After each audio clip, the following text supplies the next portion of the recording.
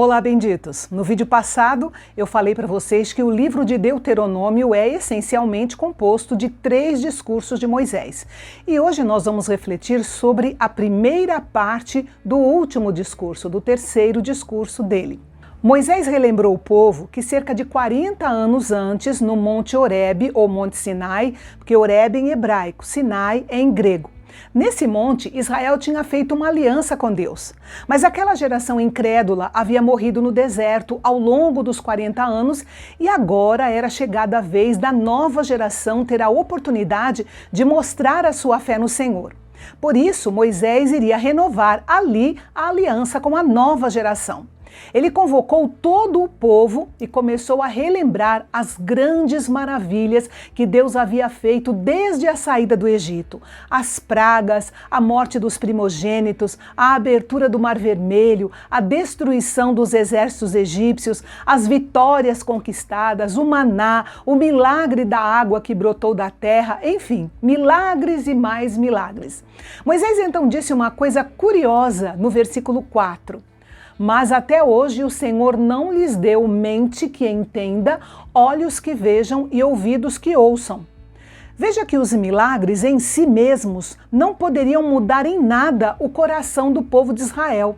Somente o Espírito Santo pode dilatar o coração do homem para que ele entenda e receba com ações de graças o que Deus faz. Algumas pessoas pensam que se acontecessem mais milagres, como antigamente, mais pessoas se converteriam. Mas se os milagres não forem acompanhados pela atuação do Espírito Santo, convencendo o homem do pecado, da justiça e do juízo, serão apenas ações sobrenaturais de Deus que cairão no esquecimento. Isso aconteceu muito no tempo de Jesus. Moisés continuou recordando os anos de deserto, onde por 40 anos as roupas e as sandálias não se gastaram e todas as necessidades de mais de 2 milhões de pessoas foram supridas com fartura. Isso só seria possível por um milagre. Uma nação escravizada por 400 anos não teria aptidão para conquistar nações guerreiras, mas Israel venceu os seus inimigos e tomou as suas terras. Cada uma dessas grandes maravilhas são a prova do poder e do amor de Deus por Israel e tem uma aplicação espiritual poderosa nas nossas vidas. No deserto deste mundo, Deus providencia roupa para nós, Ele nos dá sapatos, Ele nos dá pão e vinho para nos fortalecer e com Ele nós vencemos os nossos inimigos.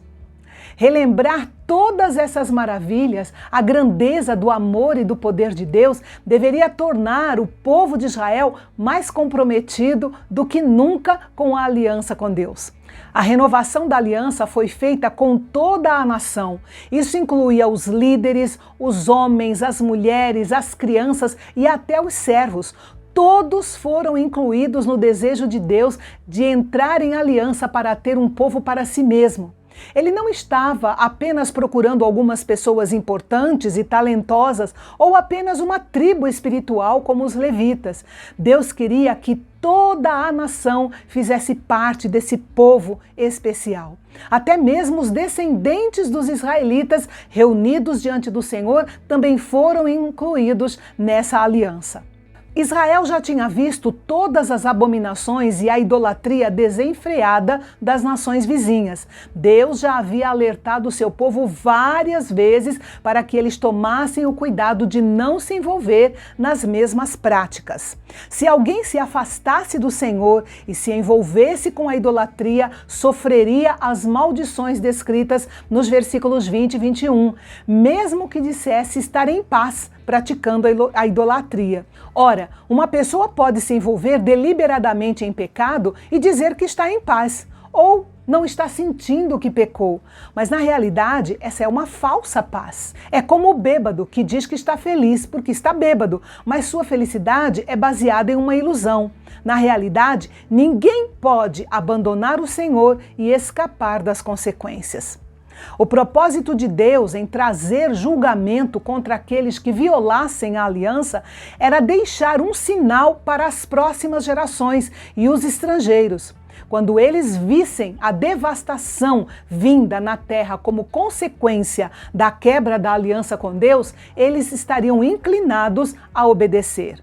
Nós também podemos aprender com a calamidade que atinge a vida de outras pessoas que quebram a aliança com Deus. Podemos aprender que o preço da desobediência não vale a pena. Podemos aprender que obedecer aos mandamentos de Deus resulta em bênção e proteção para a nossa vida. Em meio a esse encorajamento à obediência, Moisés faz uma pausa para dar 6 aspectos do princípio de como Deus fala conosco. Primeiro, Deus nunca declara tudo ao homem. Há segredos que Deus tem e sempre terá. Ele tem o direito de ter segredos porque Ele é Deus. Devemos simplesmente aceitar isso. Ele mesmo disse: assim como os céus são mais altos do que a terra, também os meus caminhos são mais altos do que os seus caminhos e os meus pensamentos mais altos do que os seus pensamentos. Em segundo lugar, Deus tem prazer em revelar algumas coisas para nós. Por isso, nós devemos prestar muita atenção e estarmos sensíveis à sua voz. Em terceiro lugar, a revelação de Deus sempre tem algo importante a nos dizer. Mesmo que nós não possamos entender plenamente a revelação de Deus, ela é compreensível o suficiente para entendermos a vontade de Deus para nós naquele momento. Em quarto lugar, a revelação de Deus é transgeracional. Sim, Deus tinha uma mensagem específica para a geração de Moisés, mas a mensagem vai além daquela audiência original para falar a todas as gerações que se seguem.